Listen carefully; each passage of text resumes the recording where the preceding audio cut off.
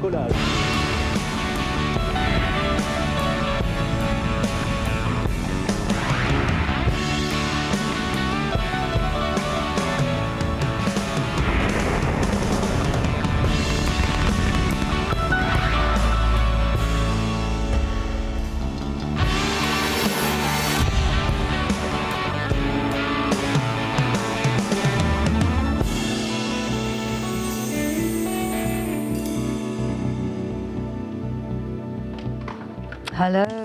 Bonsoir, nous sommes en direct du CHG pour le lancement de Sentinelle-2B, satellite d'observation de la Terre pour le compte de l'Agence spatiale européenne et la Commission européenne. Et sur son papier, il attend son lancement qui aura lieu dans 14 minutes. Nous allons mieux connaître la mission en écoutant le président et le PDG, Stéphane Israël.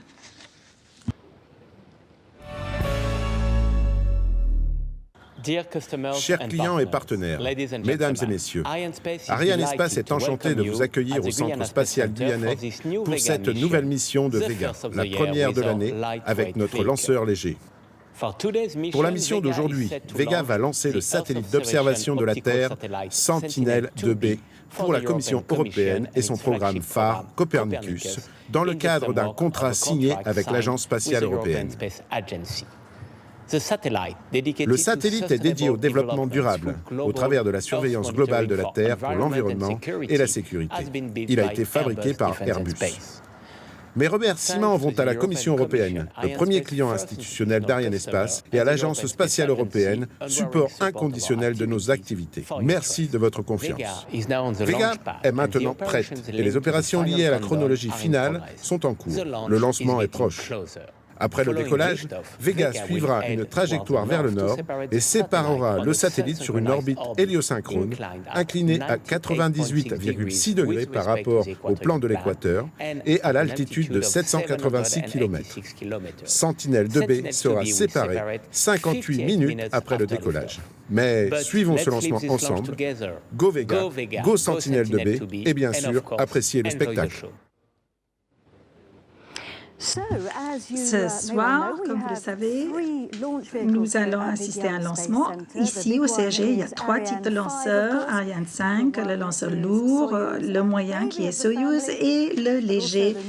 Et le plus récent, c'est Vega. C'est Vega qui sera notre lanceur ce soir. En fait, la taille est à peu près la même qu'un booster, c'est-à-dire 38 mètres. La masse est environ un tiers d'un Ariane 5. Et si vous regardez à l'intérieur de la coiffe, vous pouvez voir notre passager Sentinelle-2B qui a à peu près 1 tonne de masse pour cette mission de ce soir et pour la Commission et l'ESA. Et j'ai à côté de moi le directeur général de l'Agence spatiale européenne, Jan Werner. Alors, Jan, merci d'être ici avec nous. Vous avez 2 missions ce soir. Il y a Sentinelle-2B, bien sûr, mais également le lanceur Vega, qui est un programme ESA, n'est-ce pas? C'est une nuit importante. Oui, il y a 2 choses qui nous concernent en même temps. ESA, c'est l'Agence spatiale européenne, une organisation intergouvernementale avec 22 pays membres, et aussi le Canada. Et c'est un projet qui est mené à bien avec la Commission. C'est un projet qui est vraiment international. Ici, sur mon bras, nous avons l'Europe unie de l'espace. Je ne dirais pas que Vega est un tout petit, c'est quand même assez grand. Nous avons le 2e lancement de Sentinelle ce soir, 2B. Il y a le 2A qui a déjà été lancé et les 2 concernent la mission d'observation de la Terre dans des zones visibles. Et ça fait partie du programme Copernicus qui est financé principalement par la Commission. Alors, Sentinelle-2B, justement, fait partie d'un programme beaucoup plus vaste, n'est-ce pas? Observation de la Terre est très importante, n'est-ce pas? Si l'on regarde le passé, les années 60. L'espace appartenait à l'époque de la guerre froide. C'est une question de prestige. Mais maintenant, c'est totalement différent. C'est quelque chose qui concerne l'infrastructure. Et à l'ESA, nous essayons d'aller de l'avant avec des nouveautés dans l'exploration, avec de nouvelles missions d'exploration et d'observation de la Terre. Et grâce au développement, on peut avoir des satellites vraiment opérationnels.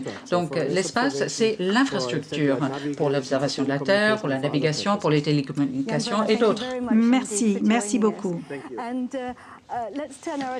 Passons maintenant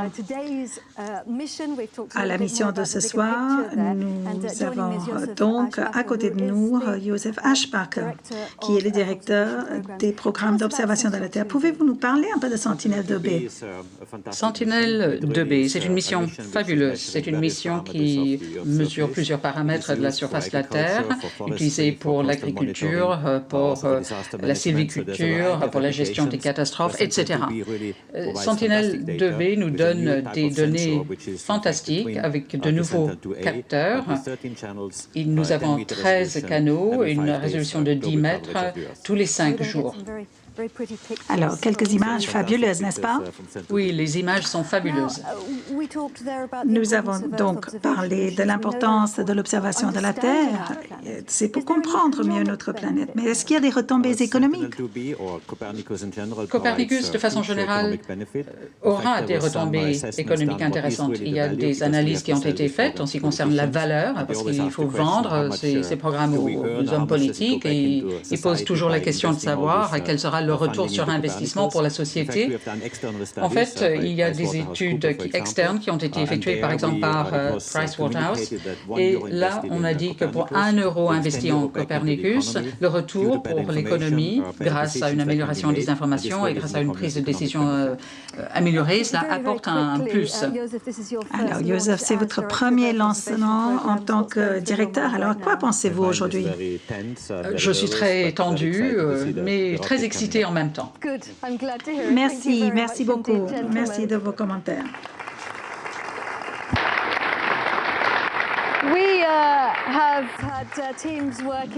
Les équipes travaillent ici depuis 6 semaines, ceci afin de préparer le lancement. C'est la campagne de lancement.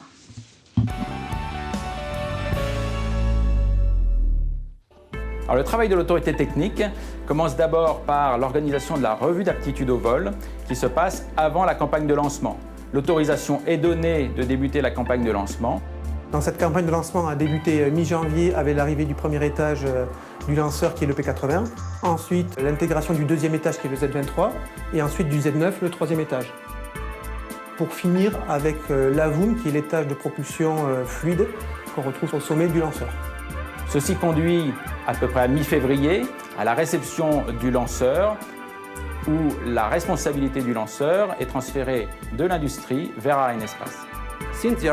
Depuis l'arrivée de Sentinelle-2B à l'aéroport Félix-Éboué, le 6 janvier, le satellite a été préparé et rempli dans les bâtiments du Centre spatial guyanais. Nous avons apporté notre meilleur support aux activités en suivant les spécifications de l'ESA. Mettons maintenant l'accent sur la dernière partie de la campagne appelée Opération combinée, qui illustre particulièrement bien l'implication efficace de toutes les équipes. Stéphane, que veut dire cette expression d'opération combinée? Combinée veut dire que le satellite qui a terminé ses propres opérations et le remplissage entre dans la phase du lanceur pour être prêt ensemble au jour J. Nous avons eu une journée très ambitieuse le jour où l'on a transféré le composite supérieur satellite coiffe sur le pas de tir, le hissage dans le portique et l'intégration sur le lanceur. Donc, à l'issue de la réception du lanceur, une nouvelle phase s'enchaîne qui est la phase de préparation finale du lanceur sur cette campagne VV09 qui débute par l'intégration du composite supérieur sur le lanceur, puis on enchaîne avec le remplissage du dernier étage AVUM, puis on finit par la répétition générale avec la base de lancement, les armements du lanceur pour finir avec la chronologie finale. Le but de la mission Vega VV09 est de placer le satellite Sentinelle-2B sur une orbite héliosynchrone. La première partie du vol est dédiée à la propulsion des 3 étages à propulsion solide, le P80, le Zefiro 23 et le Zefiro 9, mais aussi à la séparation de la coiffe juste après l'allumage du Z9.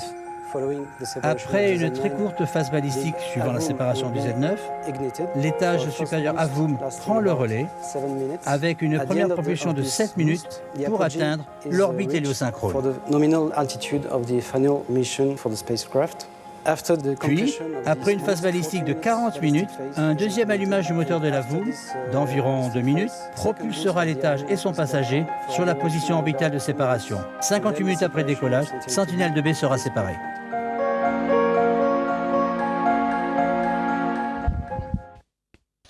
Bonjour à nos téléspectateurs francophones, Thierry Bouvard avec vous pour cette 9e mission Vega, 55e mission pour l'Agence spatiale européenne. Pas de fenêtre de lancement ce soir, décollage à heure fixe. Sentinelle 2B va rejoindre Sentinelle 2A, lancé le 23 juin 2015, déjà depuis Kourou et déjà sur un Vega. Et il va travailler pendant 7 ans et 3 mois. Le directeur des opérations va annoncer justement le début de la séquence synchronisée. H0 4 minutes.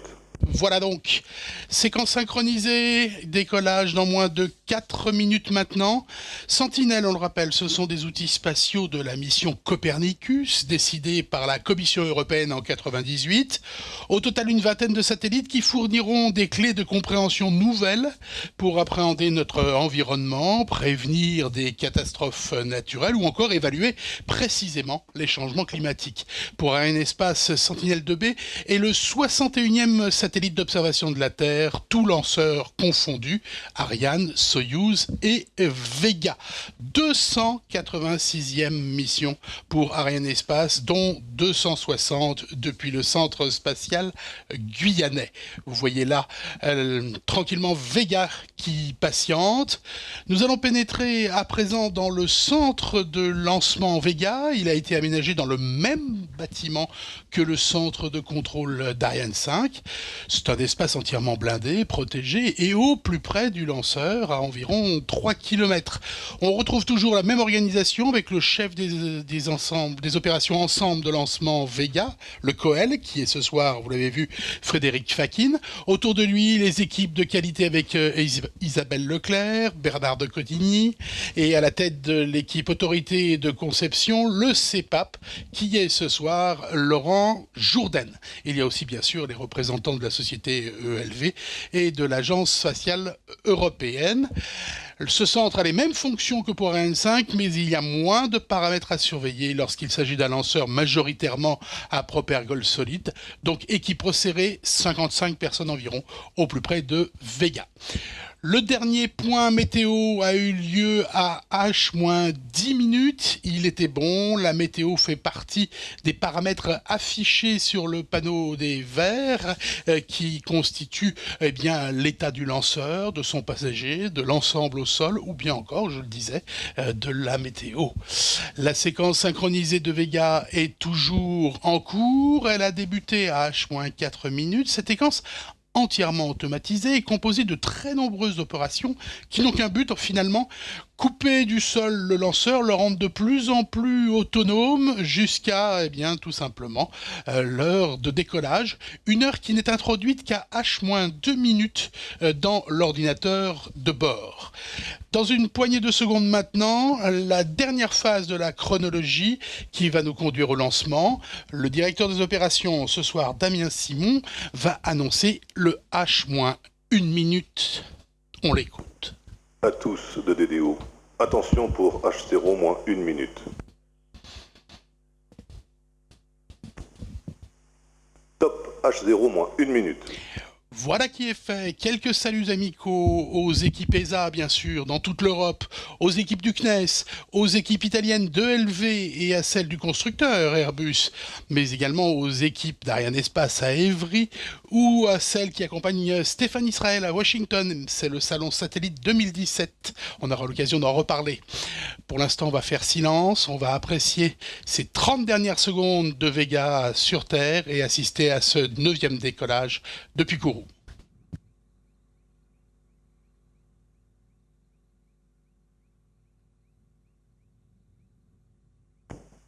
À tous de DDO, attention pour le décompte final. 10, 9, 8, 7, 6, 5, 4, 3, 2, unité, top, allumage P80 et décollage.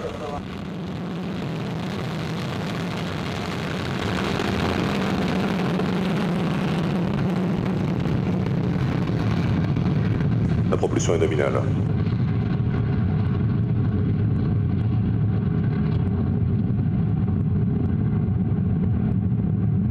Paramètres à bord normaux.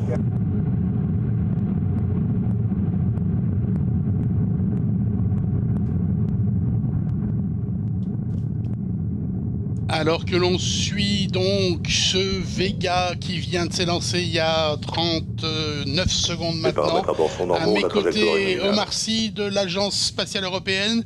Omar, vous êtes chef de projet système, ingénierie et opération sur cette mission Sentinelle 2B. Bienvenue à vous. Merci. Alors, c'est le premier étage P80 qui est à l'œuvre et qu'on entend passer juste au-dessus de nous. Il déploie un maximum de puissance dans un temps très court, moins de 2 minutes de travail. Le P80, c'est un cylindre de 3 mètres de diamètre, 11 mètres 20 de hauteur. Il contient 88 tonnes de propergol solide. Il délivre une poussée de 226 tonnes pendant 1 minute 55 secondes. Étage particulièrement important car il permet au lanceur de s'arracher littéralement à l'attraction terrestre, ce qui explique sa puissance initiale. Le tour de force à la conception était de combiner cette puissance avec une masse réduite au décollage. Autre particularité, la tuyère est équipée de vérins électromécaniques pour l'orientation de la poussée. Et effectivement, il faut orienter tout cela. Une précision, toutes les actions que nous vous présentons avec Omar le sont aux durées prévues par le plan de vol, mais elles ne sont annoncées par le DDO qu'après vérification multiple et confirmation. Cela peut expliquer un léger décalage entre lui et nous, mais rien de fâcheux. Acquisition de la télévision lanceur pour la station de Saint-Jean. Voilà donc fin de travail pour le P80, on a vu, c'est le Zefiro 23 qui est maintenant à la poussée, 8,40 m de hauteur pour un diamètre d'1,90 m. 24 tonnes de propergol solide vont se consumer pendant 1 minute 45 secondes. Cet étage développe une poussée de 120 tonnes quand même. Alors tout à l'heure on regardait les verts, là cette fois-ci notre regard sera sur la courbe qui est en haut à droite de l'écran. Il y a la courbe idéale calculée et vous apercevez le pointeur qui se déplace et représente le vol réel de Vega. Il y a également des indications d'altitude et de vitesse. Alors, vitesse en km/s, comme d'habitude, une rapide multiplication, 3600, voilà. et on y arrive. Voilà. Pas de tête, c'est compliqué. Vega respecte le sacro-saint principe du spatial, il faut alléger le lanceur de tout poids mort. Tout ce qui a été utilisé et qui ne sert plus est séparé du lanceur. Au décollage, Vega pesait 136 tonnes. Dans quelques secondes après séparation du deuxième étage Zefiro 23, la masse sera de 24 tonnes. 112, fortement, là. Voilà, 112 tonnes qui se consument ou sont larguées en 3 minutes et 39 secondes quand même. Hein. Les étages Zefiro, on le rappelle, ont été développés par l'italien Avio dans ses installations de Colleferro. C'est au sud de Rome. Justement, là, on va arriver à un moment qui est très important dans ce vol, puisque nous allons avoir une séparation, un allumage et un largage. Ça intervient dans une poignée de secondes. Tout d'abord, le Zefiro 23 qui va être largué. Voilà, la chose est faite. Et c'est le Zefiro 9, dernier des 3 étages à poudre, qui est maintenant en action. La coiffe qui a protégé la charge utile au cours de l'ascension dans l'atmosphère est également larguée. 470 kg en moins sur le lanceur. Ah, quand même, il faut toujours se séparer, voilà qui est fait. Une coiffe signée Ruag. Je vous parlais d'Avio justement, eh bien retrouvons son président, il s'agit de Giulio Ranzo. Il revient justement sur les 5 années de succès de Vega ici en Guyane.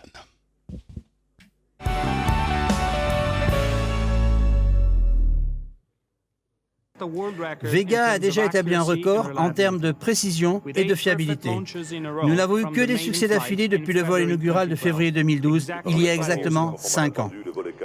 Vega a démontré une capacité unique à déployer des satellites dans toutes les directions avec des manœuvres orbitales sans précédent. Vega est le plus petit des lanceurs de la famille européenne opérés par Arianespace. Vega a été développé par Avio comme industriel principal et fabriqué à 65% en Italie, le reste en Europe par des sociétés européennes partenaires qualifiées. Je vous parle depuis notre établissement de Colleferro, où nous produisons Vega et où nous développons maintenant Vega C, qui volera pour la première fois en 2019. Derrière moi, vous voyez la production de la première enveloppe en fibre de carbone du P120, le moteur à propulsion solide qui équipera Vega C et Ariane 6. Ce sera le plus important moteur monolithique à propulsion à poudre au monde, fabriqué en fibre de carbone. Il mesure environ 12 mètres de long et son diamètre est de 3,4 mètres. Il contient 142 tonnes de poudre. Aujourd'hui, Vega mène dans son voyage vers l'espace Sentinel-2B, un des satellites de la constellation européenne Copernicus. L'équipe Avio, avec ses partenaires industriels, Arianespace et l'Agence spatiale européenne, ont, une fois encore, la chance de démontrer la force de la politique spatiale européenne, qui est le juste retour de notre collaboration.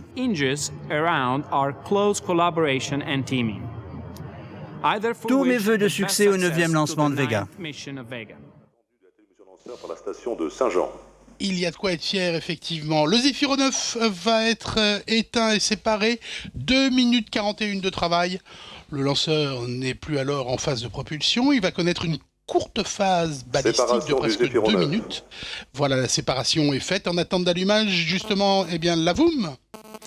L'AVUM va prendre le relais à 8 minutes 23 secondes de vol. Nous avons justement un peu de temps avant cet AVUM. Un mot de l'altitude qui est demandé pour l'injection. L'altitude demandée est 11 km sous l'orbite de travail, 11 km sous Sentinel-2, qui est à 786 km d'altitude. Alors si je calcule bien, ça fait 775. Quel est l'intérêt d'être sur cette orbite plus basse? C'est une optimisation de la stratégie pour atteindre l'orbite finale. En étant légèrement au-dessous, Sentinel-2B va se rendre à poste plus rapidement, sans consommer plus d'énergie. Et l'énergie économisée dans cette phase, c'est un vrai investissement pour une durée de vie plus longue. Le lanceur et son passager ne sont jamais laissés seuls. Il y a tout un réseau de stations sol pour le suivi. Oui, ce soir, après Galio et Saint-Jean-du-Maroni en Guyane, il y a Bermude qui est actuellement en travail. Puis ce sera le tour de Saint-Hubert au Québec. Et puis la dernière station lanceur, ce sera New Norcia en Australie. Mais après, ce sont les stations de l'ESA qui prennent le relais. Bien sûr, notamment Yataraga en Australie, Troll en Antarctique et Svalbard en Norvège, aux limites de l'océan Arctique. On va passer du sud au nord, comme ça, grand sud, grand nord. Voilà. Ces stations, on y reviendra parce que dans la fin du vol, elles vont avoir une importance cruciale pour nous délivrer des confirmations très, très attendues. Nous sommes à même pas 20 secondes maintenant du premier allumage de ce dernier étage de Vega, l'AVUM. C'est un travail qui est fait, c'est un étage qui fonctionne avec des propellers liquides contrairement aux 3 premiers étages. Et l'allumage est fait. Sentinelle travaille par couple, on le précise, premier allumage de l'AVUM. Sur une même orbite, à la même altitude. Effectivement, les satellites sont phasés à 180 degrés. Cela permet une répétition de passage à chaque point du globe, ainsi balayé tous les 5 jours, au lieu de tous les 10 jours s'il n'y avait qu'un seul satellite. Donc une grande précision et une aide à la décision augmentée, on le comprend bien. Alors il y a un mot que vous utilisez, c'est la fauchée, c'est-à-dire la zone couverte par chaque passage. Elle est de combien ? Elle est de 290 km. C'est énorme. Oui, et c'est un peu plus que la distance à vol d'oiseau Toulouse-Avignon. Ah oui, donc ça fait effectivement, c'est une belle fauchée. Ouais. On va marquer une pause avec justement une présentation détaillée du passager du soir. Il s'agit du Sentinel 2B, petit bijou de l'ESA, présenté par Dominique Detain.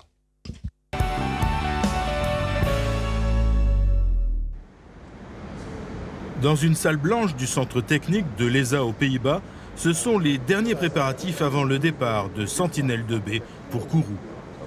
Une fois sur orbite, Sentinel-2B va rejoindre les autres satellites Sentinel et jouer un rôle vital pour le programme européen Copernicus.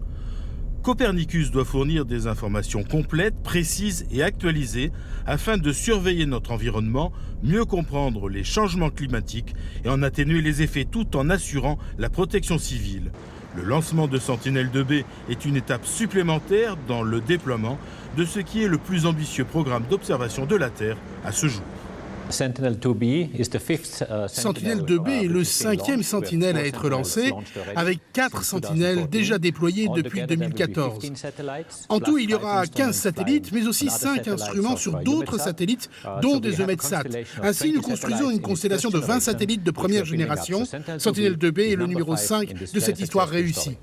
Jumeau de Sentinel-2B, le 2A a été lancé en 2015. Bientôt, les 2 satellites seront sur la même orbite à 180 degrés d'écart. Chaque point de la Terre sera survolé au moins tous les 5 jours pour de meilleures observations grâce à l'instrument principal des Sentinel-2, un imageur allant de la lumière visible au proche infrarouge et couvrant une largeur au sol de 290 km avec une résolution comprise entre 10 et 60 mètres.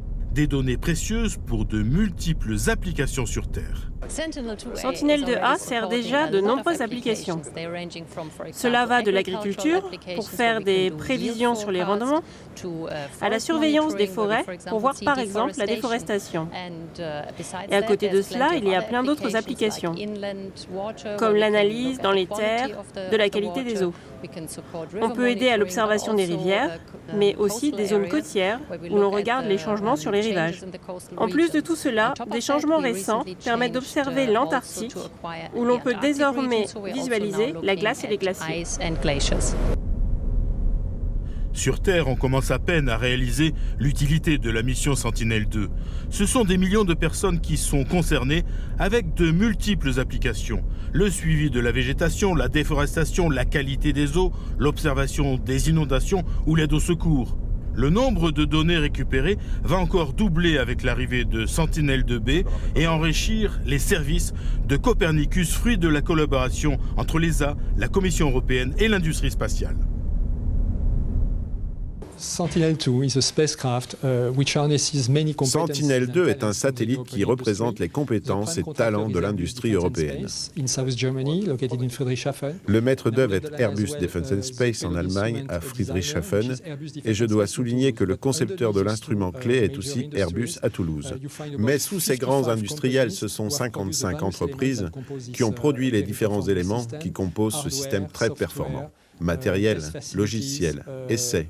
Tout cela est très important pour avoir une mission de haute qualité et obtenir la performance démontrée avec le premier satellite sur orbite. Avec les Sentinelles et Copernicus, l'ESA et la Commission européenne travaillent activement pour la surveillance et la protection de notre planète et de ceux qui l'habitent. Omar, on peut le dire sans se tromper, Copernicus a une volonté européenne très affirmée. Oui, c'est en 1998 que la Commission européenne a décidé de lancer GMES, acronyme anglophone pour Surveillance mondiale pour l'environnement et la sécurité. Voilà, donc 10 ans après, le programme est rebaptisé Copernicus. Et puis l'Europe a toujours été soucieuse de son indépendance d'accès à l'espace. Et l'Agence spatiale européenne mène 2 programmes phares en la matière. Oui, car en plus de Copernicus, qui est en plein développement, Galileo constitue l'autre programme important. Galileo qu'on connaît bien ici aussi, à Kourou, le géopositionnement satellitaire européen qui vient en complément du GPS américain et des équivalents russes et chinois. Nous découvrons à présent une autre équipe clé du dispositif, le contrôle visuel immédiat installé au centre de télémesure Galileo, ici à Kourou. Le CVI scrute une centaine de paramètres émis par le lanceur pour suivre le vol en temps réel. Le responsable Arianespace au CVI, c'est Antoine Courtois. À ses côtés, Alexis Macaire, ainsi que des ingénieurs d'ELV et du CNES. Ils analysent les données reçues des stations de poursuite et Antoine Courtois d'Arianespace transmet au directeur des opérations et à la cellule de vol ici en salle Jupiter les informations concernant le comportement du lanceur dès le décollage jusqu'après la séparation de Sentinel-2B. Alors Omar, on est à pratiquement un quart d'heure de vol pour Vega et son passager Sentinel 2B.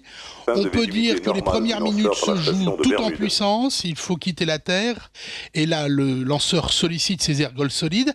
À présent avec la boom, c'est un dernier étage, on l'a dit, à propergol liquide, qui joue lui une partition plutôt en finesse, on va dire. Tout en finesse pour une meilleure précision. C'est la boom qui va corriger si besoin le vol balistique qui va durer une quarantaine de minutes. Et il va être allumé à 3 reprises. La seconde est celle qui va mener à la séparation du satellite, d'où l'importance de la précision.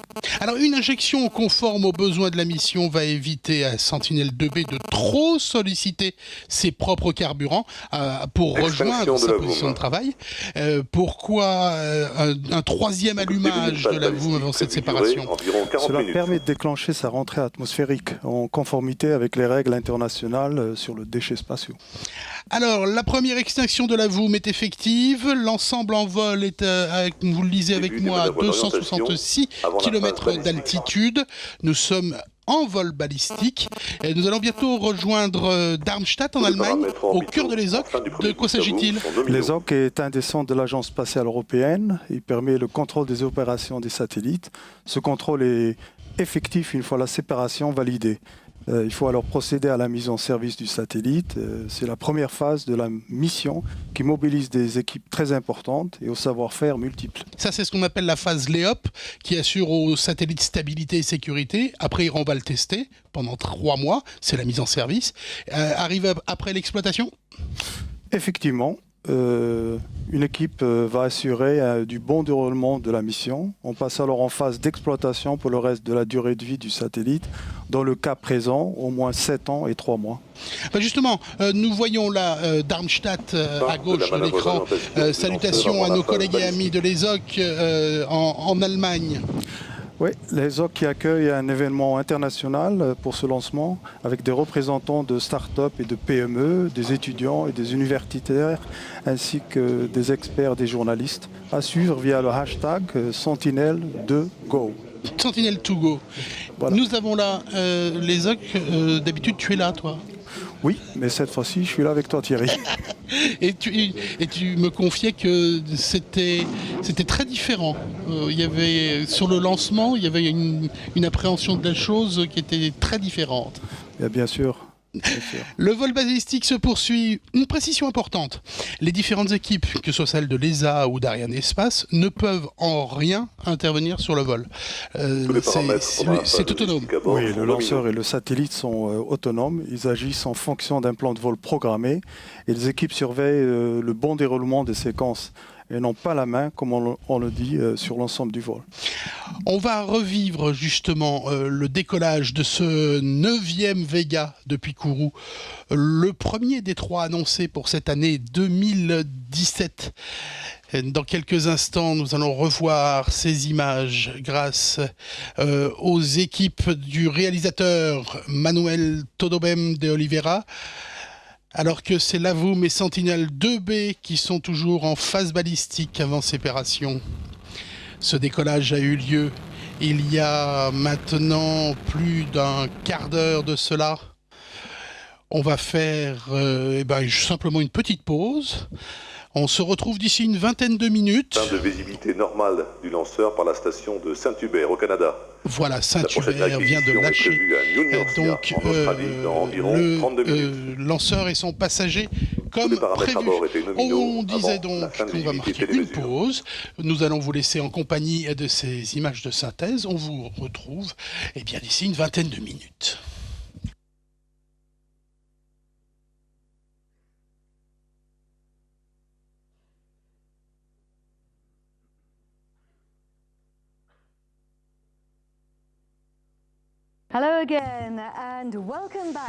Bonsoir. Nous recommençons avec la deuxième partie de notre télétransmission en direct.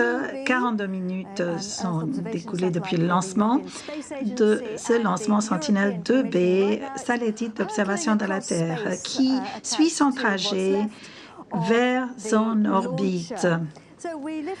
Nous avons décollé à 10h49 heure locale et vous pouvez voir comment cela s'est déroulé.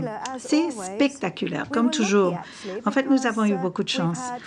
Et ceci parce qu'il a beaucoup plu ces derniers jours. La météo n'était pas très clémente et aujourd'hui, nous avons quand même pu avoir un peu de visibilité.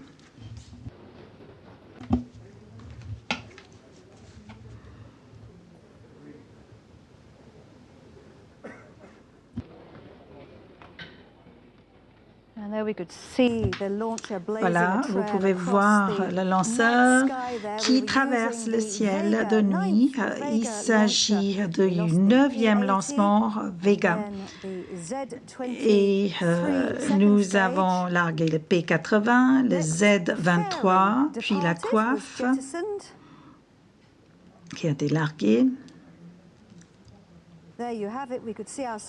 Voilà, vous pouvez voir notre satellite pour la première fois. Puis, nous avons allumé le premier étage, la voûte, et ceci pendant 7 minutes. Puis, nous sommes passés à la phase balistique de 40 minutes. Et bientôt, nous allons rallumer notre AVOM. Vega a déjà transporté 22 satellites sur leurs orbites et donc connaît de grandes réussites. Et aujourd'hui, à côté de moi, il y a Marino Fragnito, qui est le VP pour développement commercial Vega. Quelle est la raison pour cette réussite? En fait, il y a 2 facteurs qui expliquent notre réussite. Nous avons une bonne fiabilité et une bonne qualité de produit. Et quand je dis fiabilité, cela veut dire une fiabilité technique, programmatique et du point de vue du calendrier aussi. Prenons l'exemple de ce contrat de lancement. Il n'a été signé qu'il y a quelques mois. Nous nous sommes engagés à un calendrier qui a été respecté. Donc nous lançons en temps voulu. Et nous ne faisons jamais de promesses sans pouvoir rendre le produit. Et le produit, puisqu'on en parle, est très simple. Vega est facile à opérer, très efficace. Le marché, Marino, comme nous le savons pour les petits satellites, se développe, mais ce n'est pas vraiment à la portée de chacun, n'est-ce pas? Quelle est la solution? Oui. Vega a déjà lancé de multiples satellites, donc des configurations, par exemple en septembre dernier, nous avons lancé en même temps 5 satellites vers 2 orbites différentes. Et c'est le genre de solution que nous souhaitons proposer à des clients qui ne peuvent pas payer le prix total d'un lanceur.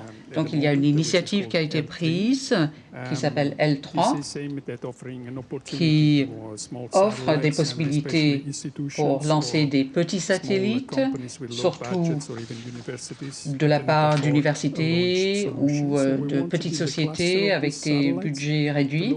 Donc, il s'agit de regrouper des satellites et il y aura un lancement pendant la deuxième moitié de 2018.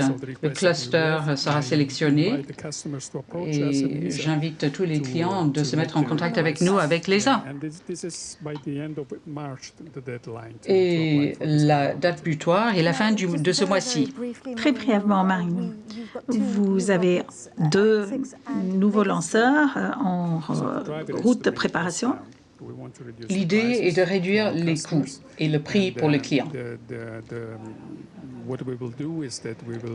Nous allons améliorer le concept opérationnel et optimiser les processus afin de réduire les coûts. Il y aura une modularité. Vega C et Ariane 6 vont utiliser le même moteur pour le premier étage de Vega C et pour le propulseur d'Ariane 6. Et nous construisons l'avenir de l'espace en Europe, mais nous faisons en sorte aussi que l'espace devienne accessible à tous. Très bonne nouvelle. Merci. Et nous passons maintenant à Sentinel-2B, notre satellite.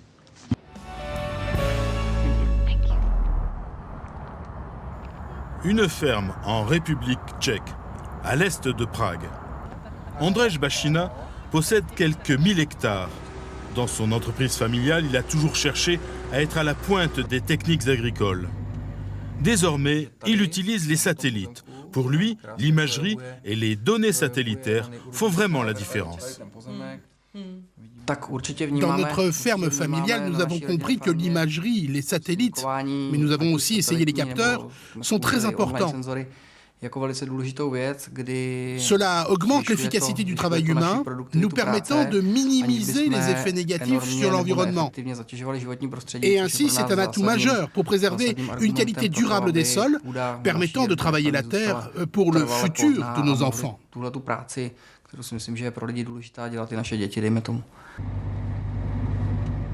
Depuis 2016, certains États membres de l'Union européenne ont intégré les données des satellites Sentinelle pour contrôler les subventions dans le cadre de la politique agricole commune.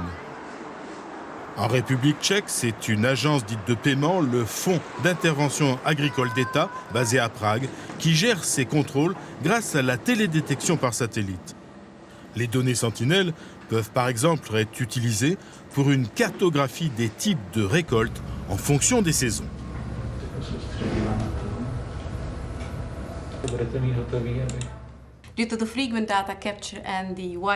Grâce à un survol fréquent et à une large couverture au sol, les données Sentinelle permettent plusieurs activités. Alors par exemple, voir la manière dont la terre est utilisée et la classification du type de récolte. Et aussi la surveillance régulière du labour et de la coupe des prairies.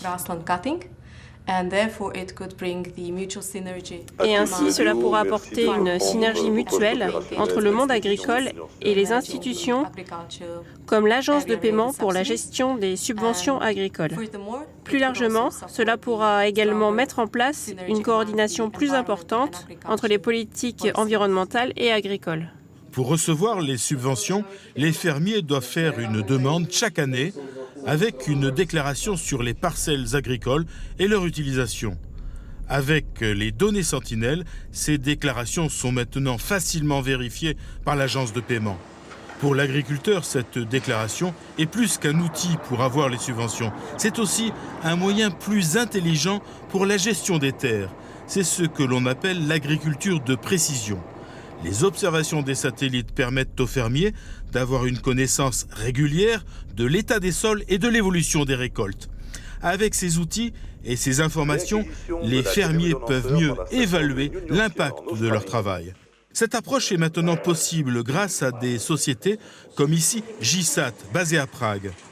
On y traite l'imagerie satellitaire pour la rendre compréhensible et utilisable dans de nombreux domaines. En activité depuis les années 90, GISAT, avec 2 employés à l'époque, emploie maintenant 20 personnes pour traiter les données satellites et offrir toute une large gamme d'applications. Et ces dernières années, le secteur agricole est devenu de plus en plus important.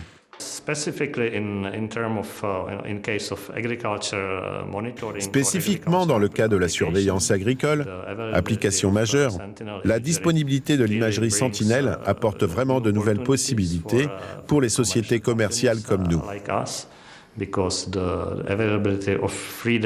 La disponibilité de données gratuites, une disponibilité de manière vraiment régulière, permet des analyses du développement de la végétation, du suivi de la végétation, ce qui n'était pas possible dans le passé. L'ESA continue à travailler avec la Commission européenne pour comprendre toutes les possibilités que l'observation de la Terre offre pour moderniser et simplifier la politique agricole commune. Avec de plus en plus de données satellites, les bénéfices sont clairement visibles sur Terre et l'agriculture est un excellent exemple de ce que des systèmes opérationnels comme Sentinelle apportent à notre société. Caractéristiques du passager de ce soir dédié à la mission européenne Copernicus. Bon, Sentinelle 2B, développé par Airbus Defence and Space, sa masse au décollage est d'un peu plus d'1 tonne. Il embarque un instrument multispectral doté de 2 caméras visuelles et infrarouges. Cela permet de couvrir le spectre des couleurs allant du bleu au proche infrarouge. Tout de suite justement, Airbus.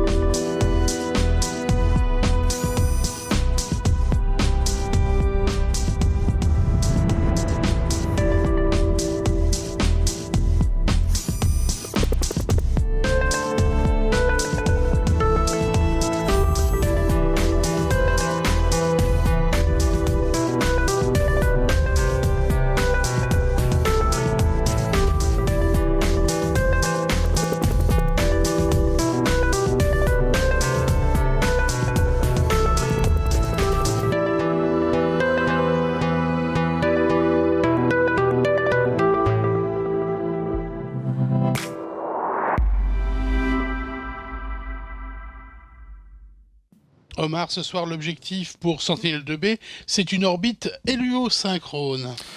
Oui, ce qui est recherché, c'est de repasser toujours à la même heure solaire locale au-dessus d'un lieu donné. On comprend l'intérêt pour collecter des données qui permettront des comparaisons fiables, un principe simple. Nous ne comparons que ce qui est comparable.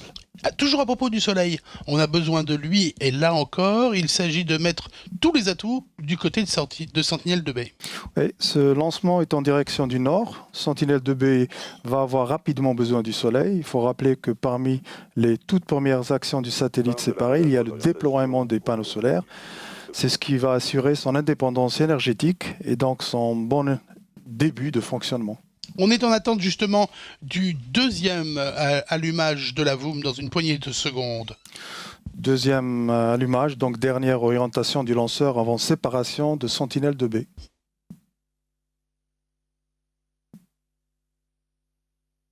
Voilà donc cette deuxième... Allumage de la VOOM.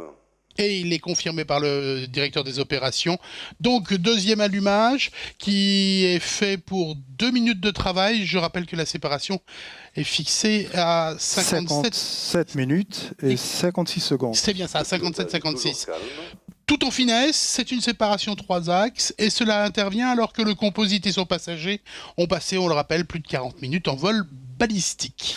C'est actuellement la station de télémesure de New Norcia qui suit le lanceur et le passager. New Norcia, c'est au sud-ouest de l'Australie, après près de 200 km au nord de Perth.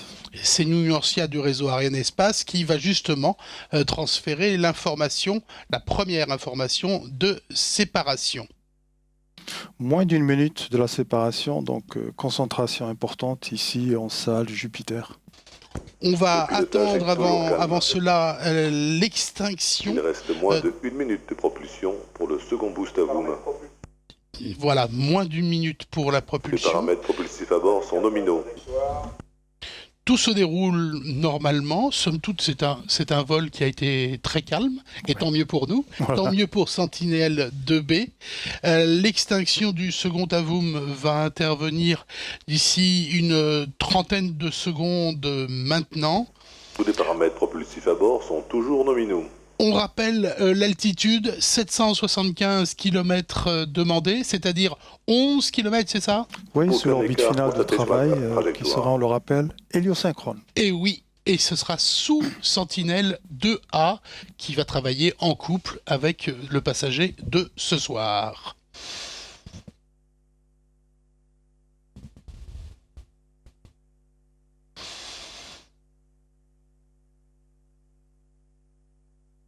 Voilà donc pour cette extinction de la VOOM. Extinction confirmée par le DDO. Alors là, on est dans les toutes dernières secondes. On l'a dit, 57-56. Début des manœuvres d'orientation au profit de la séparation des satellites Sentinelle-2B. C'est dans une vingtaine de secondes.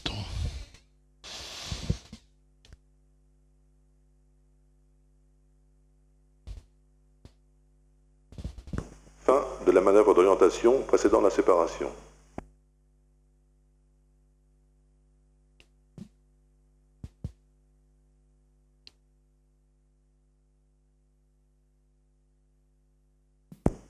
Séparation de Sentinelle-2B. Voilà donc une séparation annoncée par le DDO vue du lanceur. Pas d'explosion de joie pour l'instant. Et pour cause, il faut attendre première confirmation de l'ESOC. Et voilà, donc on va attendre cette confirmation. C'est un moment quand même, déjà on sent là qu'il y a un premier soulagement.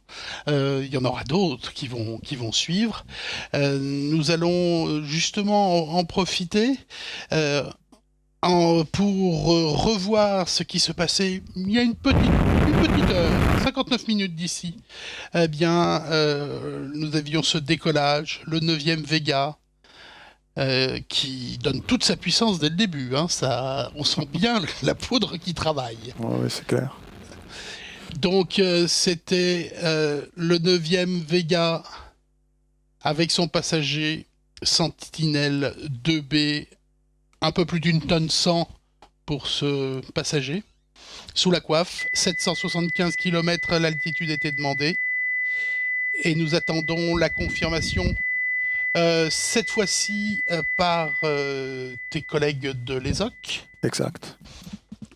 Comment on est dans ces cas-là, toi qui étais de l'autre côté? C'est le suspense, effectivement. Et puis, bon, c'est une attente. Ouais, c'est l'attente. Il faut savoir être patient dans ces métiers-là. Hein. Exact. Voilà l'équipe. Ah, Darmstadt apparaît.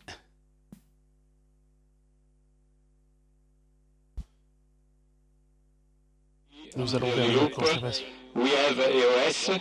Now we are starting to monitor the Leopard sequence execution. At the moment, all the onboard subsystems look nominal. And we should expect at EOS Troll 2 the array fully deployed. Les nouvelles sont très bonnes. Ben voilà. Donc Darmstadt confirme la séparation. Voilà. Ça y est, on y est. Mais il y a une autre information importante qui doit venir de l'ESOC, mais pas tout de suite. Non, cette dernière information doit être confirmée d'ici une dizaine de minutes, je pense. Qu'est-ce qui va se passer? Explique-nous. Ben là, ça sera vraiment la confirmation pour le déploiement du panneau solaire et une acquisition de l'orientation et l'attitude du satellite conforme à ce qui était prévu. Voilà, c'est ça. Alors, parce qu'en fait là, on n'est plus sur le réseau, il faut le comprendre, des stations qui suivent qui suivent le lanceur. Et pour cause, puisqu'il y a eu séparation. Donc là, c'est le réseau de stations qui concerne directement le satellite et l'agence spatiale européenne. Donc la première des stations à travailler est en Australie, elle aussi, c'est Yataraga. C'est Yataraga, ce qui a permis à l'ESOC de confirmer la séparation. Mais Sentinelle-2B va être quelques minutes dans un trou de surveillance. Oui. Dans les minutes en ce moment là, oui. Voilà, dans quelques minutes. Et puis, après ça, c'est la station Troll qui va prendre en charge. La fameuse station qui, elle, est installée en Antarctique. Voilà. Et c'est ici, là, visiblement...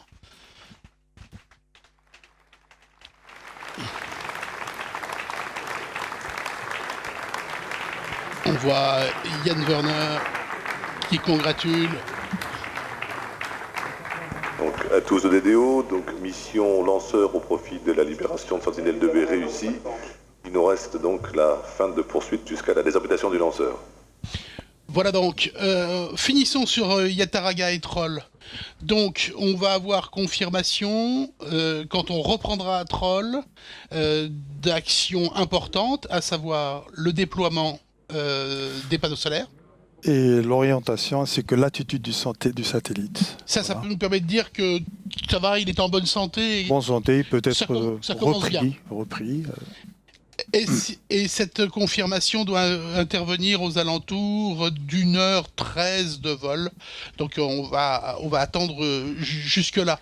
On rappelle que parmi les instruments qui sont à bord, on avait cité tout à l'heure les bandes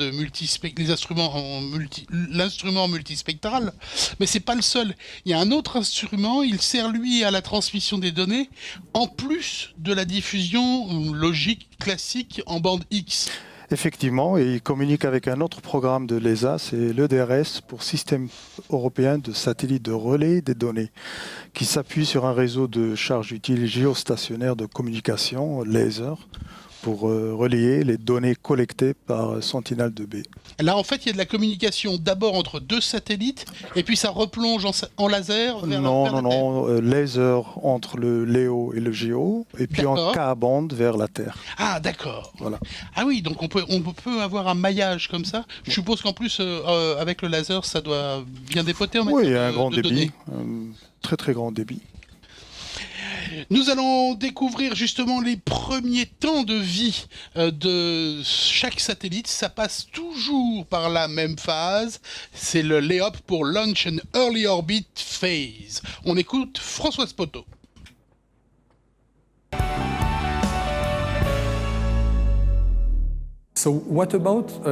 Que dire de la phase de mise en orbite du satellite Sentinel-2B? C'est la phase qui débute juste après la séparation du lanceur. Le logiciel de bord détecte cette séparation et s'engage alors une procédure à deux objectifs. Le premier, pour déployer le panneau solaire qui permettra aux batteries de se recharger grâce au rayonnement du soleil. Le second objectif est de réduire tout délai au niveau satellite de façon à ce qu'il puisse faire rapidement l'acquisition de la planète Terre. Quand ceci est acquis, a été créé un système stable qui va permettre à l'ESOC de vérifier que tout va bien à bord et, en cas d'anomalie, de se donner le temps de réfléchir sur l'impact, l'action et la procédure à appliquer pour revenir dans un état stable.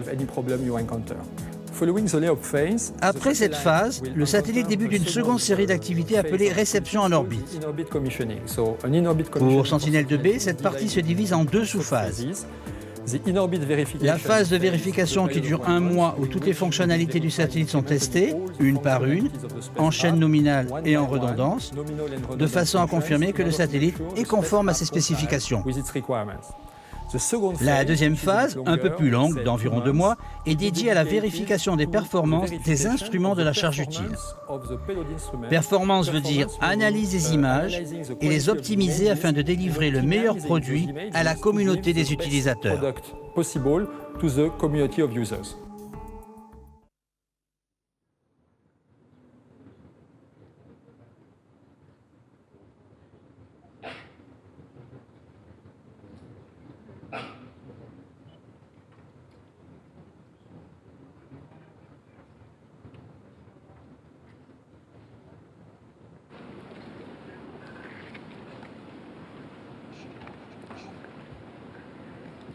Ladies and gentlemen, distinguished guests, Mesdames et messieurs, Arianespace is delighted chers invités, Arianespace est ravi de confirmer que, d'après nos informations internes concernant le lanceur, Sentinel-2B a été séparé et se trouve en orbite héliosynchrone conformément à l'objectif.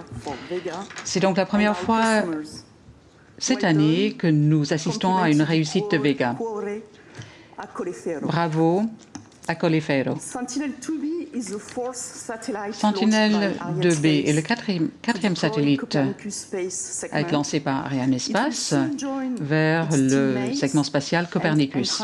Il rejoindra les autres membres de l'équipe rapidement et rajoutera un élément supplémentaire en ce qui concerne la capacité d'imagerie, démarré par Sentinel-2A, qui a été lancé par Vega depuis le CSG il y a 2 ans.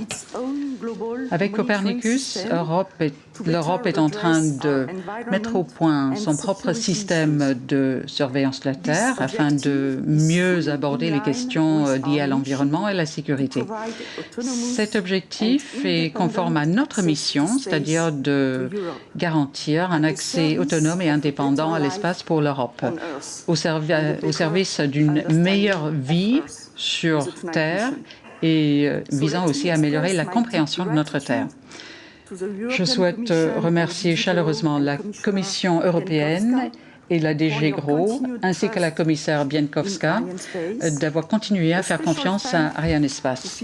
Je remercie en particulier Philippe Brunet, qui est notre partenaire de longue date dans le cadre de Copernicus et qui assiste au lancement avec nous ce soir. Il reste encore 8 satellites à lancer pour la Commission européenne, tous faisant partie de la constellation Galileo. En fait, nous allons nous retrouver à la fin de l'année lors du lancement de 4 satellites Galileo supplémentaires qui seront lancés par Ariane 5. Je souhaite remercier l'ESA, notre partenaire de longue date, qui a la responsabilité de la composante spatiale Copernicus et qui est notre client direct pour ce lancement. Merci au directeur général Jan Werner de l'agence et merci aussi à Josef Aschbacher, qui est directeur des programmes d'observation de la Terre, qui nous font honneur de participer au lancement avec nous ce soir. Nous allons continuer notre coopération. Nous avons encore 6 missions à effectuer pour l'ESA, prévues dans notre carnet de commandes. Félicitations également à Airbus, le constructeur de Sentinelle-2B.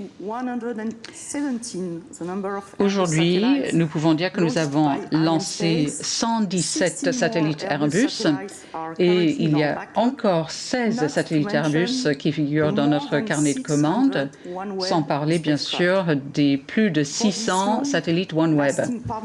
Il s'agit encore une fois d'un partenariat de longue durée et j'aimerais remercier Dirk Hoeken et Nicolas Chemussio qui nous suivent depuis Toulouse et Washington. Merci aussi à Eckhard Zettelmeyer, qui est directeur des programmes d'observation de la Terre Airbus, qui est avec nous ici ce soir.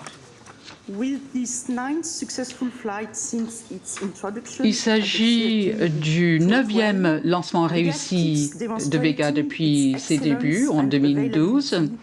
Et Vega continue à faire démonstration de son excellence et de sa disponibilité, toujours au service de nos clients institutionnels et commerciaux. J'aimerais remercier Avio ELV, le maître d'œuvre de Vega. Merci d'avoir tant contribué à cette réussite. Je salue en particulier le PDG d'Avio, Giulio Ranzo, qui a suivi le lancement depuis Colleferro ce soir. Félicitations également à l'Agence spatiale européenne et aussi aux agences nationales, à commencer par l'Asie. Merci à vous tous d'avoir continué à soutenir le programme Vega. Merci au CNES, qui est notre partenaire tous les jours ici au CSG, et merci aux contractants en Guyane, et merci à tous les employés du CSG. Je souhaite également féliciter tous mes collègues d'Arianespace qui ont contribué à ce 260e lancement réussi depuis le CSG.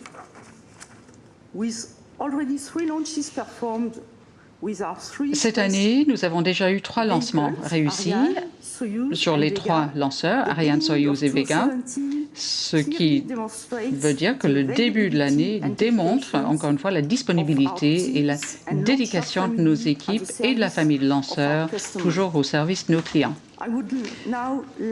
J'aimerais maintenant donner la parole à nos clients et à nos partenaires, à commencer par Yann.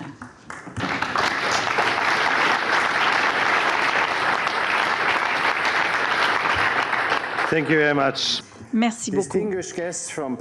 Chers collègues, chers amis, chers représentants du secteur industriel et du monde politique, je dois dire qu'aujourd'hui a été une journée tout à fait merveilleuse. Je viens souvent, mais comme chaque fois, c'est un moment tout à fait extraordinaire. Et je suis ravie que vous ayez pu participer avec nous à cette journée et à cet événement tout à fait exceptionnel. Sentinelle-2B fut lancé ce soir par Vega. Grâce à Arianespace, au CNES et aux équipes qui sont au port spatial de CSG, je transmets tous mes remerciements. Et je voudrais également remercier la Commission européenne qui nous a donné sa confiance. Je voudrais également remercier les équipes industrielles sous l'égide d'Airbus. Et je voudrais également remercier tous mes collègues des directions de l'observation de la Terre. Il y a Daniel Neunschweider et M. Aschbacher, ainsi que nos collègues de Darmstadt.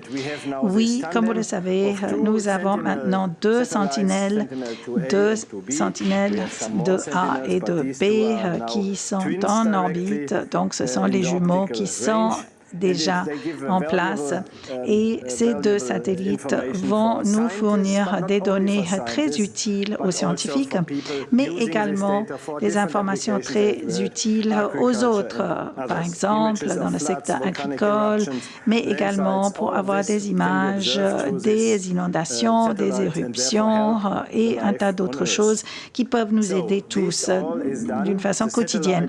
Voilà donc, ces satellites ont été lancés, sont en orbite et vont continuer à faire partie d'un groupe de satellites, de nouvelles constellations. Et nous avons donc un nouveau lanceur qui s'est prouvé encore une fois ce soir, donc c'est Vega, son 9e lancement et nous pouvons voir que c'est un lanceur qui n'a connu que des réussites depuis son premier vol et donc nous pouvons dire que ce sont des résultats tout à fait excellents. C'est le lanceur léger, mais quand même 140 tonnes, ce n'est pas tout à fait léger. Fabriqué en Italie, ce n'est pas tout simplement fabriqué en Italie, mais également fabriqué par l'ESA et en Europe. Donc je voudrais remercier tous nos collègues italiens également pour vos contributions et je voudrais également vous féliciter de la réussite de ce soir. Mais ce n'est pas la fin de notre soirée, ce n'est pas la fin de cette mission. Le satellite, bien sûr, doit encore continuer avec sa mission. Nous sommes en train également de travailler sur des nouvelles missions, de nouveaux satellites, des nouveaux lanceurs. Vega C sera le lanceur prochain de la même famille qui va utiliser la technologie Vega et qui serait développée et nous utilisons la même technologie pour Ariane 62 et 64.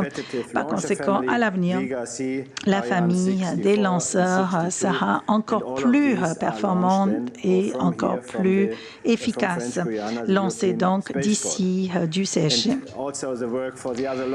Et les travaux continuent avec les travaux concernant les autres lanceurs et tout ceci nous permettrait d'être réactifs et répondre aux missions et aux attentes industrielles et commerciales. Donc voilà une preuve de plus de nos capacités européennes. Je rêve toujours d'un État unis d'Europe, malgré ce qui se passe par-ci et par-là dans notre monde, mais je suis convaincue que nous devons travailler dans ce sens. Ce soir, nous avons la preuve de cela. C'est pourquoi je voudrais travailler et œuvrer pour l'espace uni de l'Europe. C'est ce que nous faisons au sein de nos agences et au sein de nos États membres. Félicitations encore une fois à toutes les équipes qui ont permis à ce lancement d'être une grande réussite ce soir.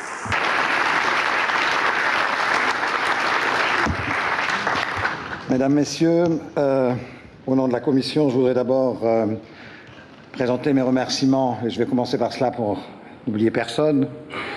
D'abord, évidemment, à Arianespace, qui, comme vous l'avez rappelé, vient de mettre le 5e satellite Copernicus en orbite. Je voudrais en profiter d'ailleurs pour dire que nous avons, dans le cadre de nos relations avec Arianespace, eu toujours d'excellents rapports. Nous avons récemment appris le départ de M. Claudel, qui a assuré la liaison avec nous, et je voudrais lui dire combien nous avons apprécié les relations de confiance qu'il a su introduire entre Arianespace et la Commission. Et je voudrais en profiter pour souhaiter la bienvenue, je ne sais pas si c'est partagé, mais du moins c'est le vœu de la Commission, de M. Zeller. Je voudrais évidemment remercier l'Agence spatiale européenne, qui est le maître d'œuvre du programme Copernicus. Ce lancement, d'ailleurs, était un lancement qui devait absolument réussir parce que nous entrons dans une période de négociation budgétaire avec d'autres ambitions pour Copernicus après 2020 et qu'il est évident, et je parle devant des députés du Parlement européen et l'ambassadeur d'Italie, qu'il est plus facile de demander de l'argent lorsque l'on a des missions qui sont remplies en temps et en heure et en succès que lorsqu'il y a évidemment des problèmes. Je voudrais aussi remercier l'ensemble des États membres, puisque, vous l'avez compris, le programme Copernicus, au-delà de l'objectif scientifique, a également un objectif fédérateur, parce que Copernicus va amener, je pense, le premier programme intégré d'observation de la Terre au niveau mondial, et ceci sera dû à la coordination entre l'Union européenne, ses institutions, l'ESA, mais aussi les différents États membres avec leur passé et leurs connaissances technologiques dans le domaine spatial. Enfin, je voudrais terminer en disant que l'intérêt de la Commission pour les programmes spatiaux va bien au-delà des prouesses technologiques, puisque, in fine, on ne dépense pas l'argent pour, même si c'est très beau, mettre des satellites en orbite, mais pour espérer les bénéfices que la société peut en tirer. Et compte tenu des différents défis qui s'ouvrent à l'Europe, tant le changement climatique que les défis en matière de sécurité, peut-être demain les défis en matière de surveillance des frontières, des systèmes comme Copernicus dépasseront dans leurs valeurs économiques et leurs valeurs politiques bien plus que leurs valeurs technologiques. Et que donc ici, nous sommes non seulement devant un outil industriel magnifique, une réussite scientifique, mais vraisemblablement aussi devant un projet unificateur pour renforcer la sécurité de l'Europe. Je vous remercie.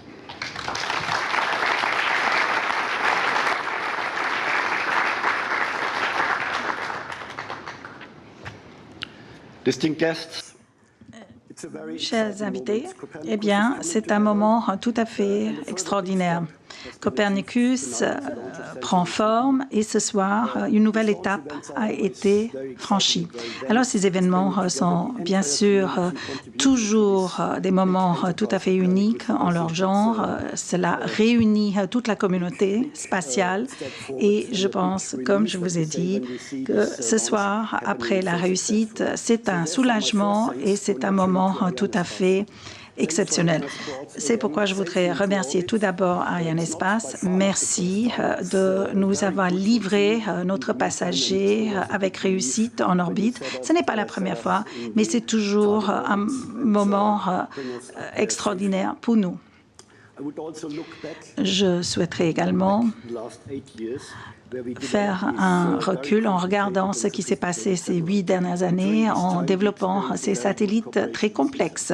Et pendant toute cette période, nous avons travaillé avec un vrai esprit d'équipe avec l'ESA qui était tout à fait exemplaire. C'était une très bonne coopération, des échanges techniques entre nous et même entre les clients et l'industrie. Donc, je trouve que c'est encore une fois tout à fait exemplaire. Cela nous permet de faire des choses compliquées, mais conjointement, nous arrivons à des bons résultats.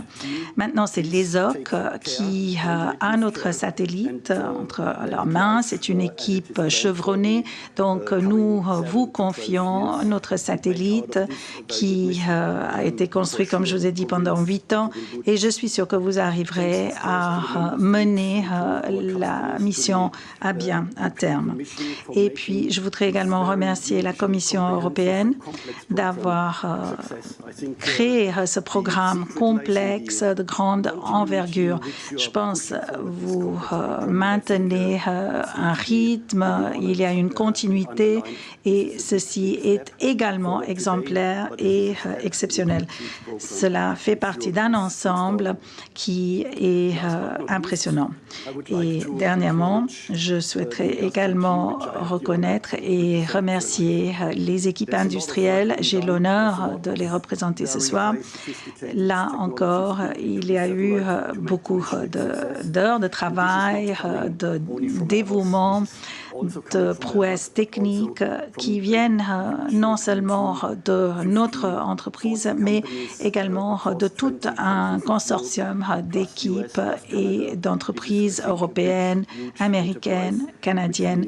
Donc, ensemble, nous avons réussi à faire cette mission.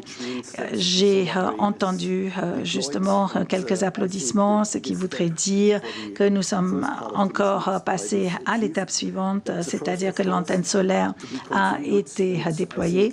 Donc, c'est encore une bonne nouvelle et je voudrais encore une fois remercier l'équipe industrielle de ce travail exceptionnel.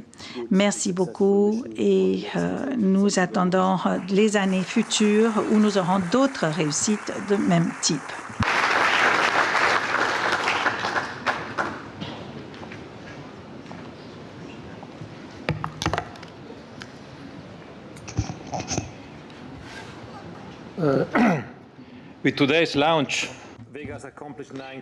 Avec le lancement de ce soir, Vega, depuis son arrivée en service en 2012, a connu 9 réussites, ce qui confirme la fiabilité du système de lancement. Je souhaite remercier tous les acteurs qui ont travaillé pour rendre possible ces réussites.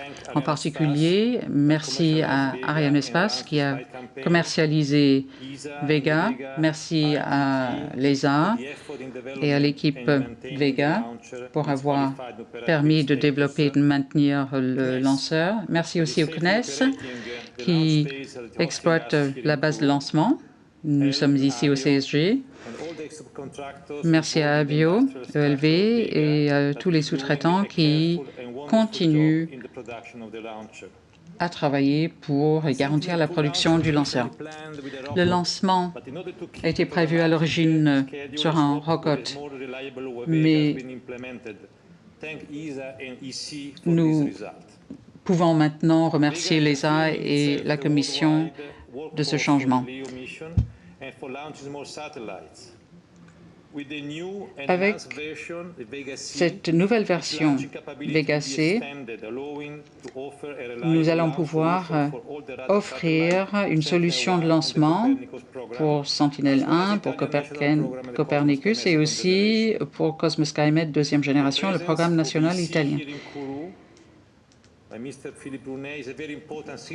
Monsieur Philippe Brunet est représentant de la Commission et nous avons parlé de l'espace uni d'Europe et ceci devrait être rendu possible par l'ESA. Avec Copernicus, nous devrions pouvoir mener le jeu en ce qui concerne les activités d'observation de la Terre. Et il faut garantir une utilisation maximum des données déjà collectées. Nous allons utiliser ce que nous avons déjà fait en ce qui concerne les données concernant l'environnement provenant d'autres sentinelles. Nous allons pouvoir bien exploiter le H2020 pour développer des technologies critiques et garantir une indépendance, y compris en ce qui concerne l'accès à l'espace. En ce qui concerne les futurs satellites Sentinelle, il faut garder à l'esprit l'évolution de Vega. Je pense que cela devrait permettre d'équilibrer la localisation des satellites entre les différents lanceurs européens. Je recherche d'autres opportunités pour Copernicus et pour Vega, ce qui va continuer à contribuer à la réussite de la Commission et de l'ESA.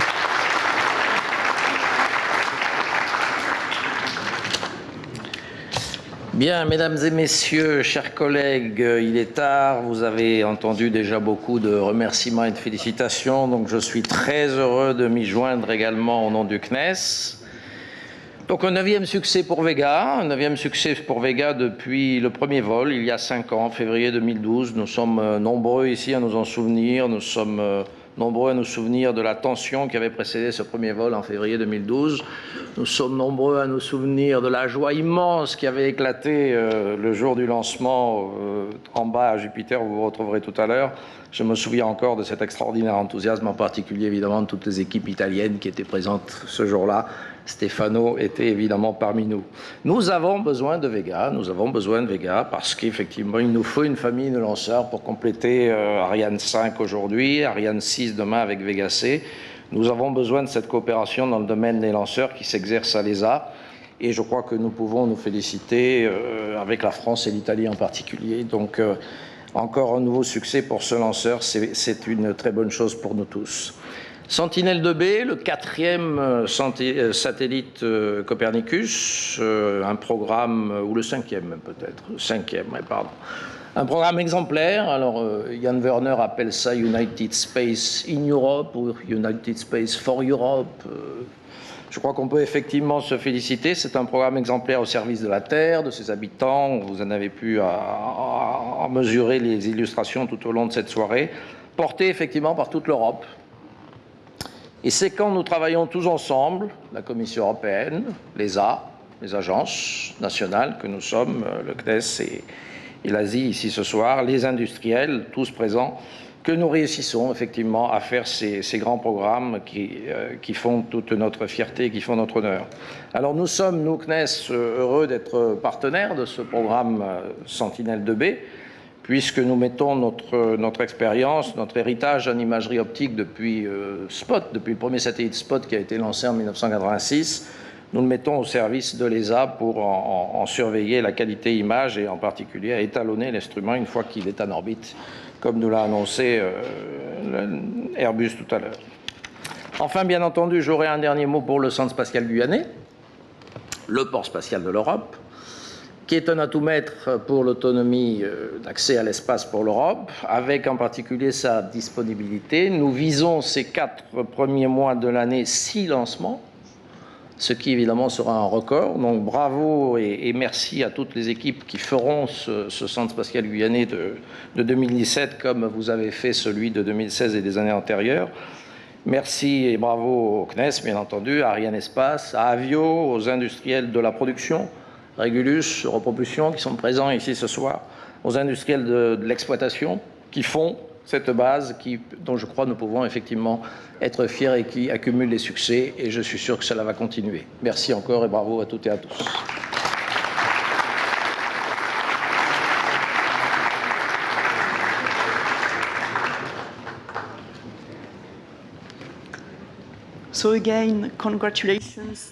Encore une fois, félicitations à tout le monde de cette belle réussite. Et nous allons nous retrouver ici le 21 mars, d'ici 15 jours, avec notre lanceur lourd, Ariane 5. Il s'agira d'un lancement double pour mettre en orbite géostationnaire 2 satellites, un pour le Brésil, SGDC, Visiona Tecnologica Espacial, et le deuxième pour la Corée, Koreasat 7 pour KT-SAT. Merci de votre attention et profitez de ce qui reste de la soirée.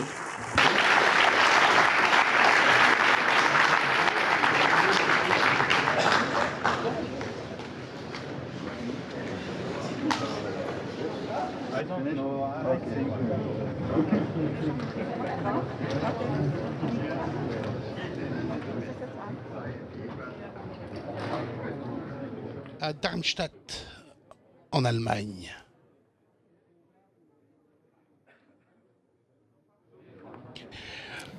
Voilà donc, c'est le moment de se quitter, Omar. Eh bien, voilà, un vol, une séparation et un déploiement de panneaux solaires bien réussi.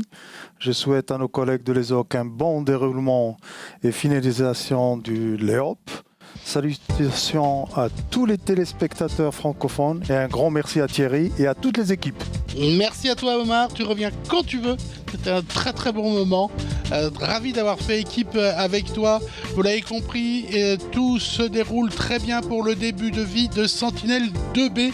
Merci à tous et nous vous donnons rendez-vous à la fin de ce mois, 21 mars. Pas le temps de souffler ici au Centre spatial guyanais pour un nouveau lancement et une nouvelle aventure. À très bientôt.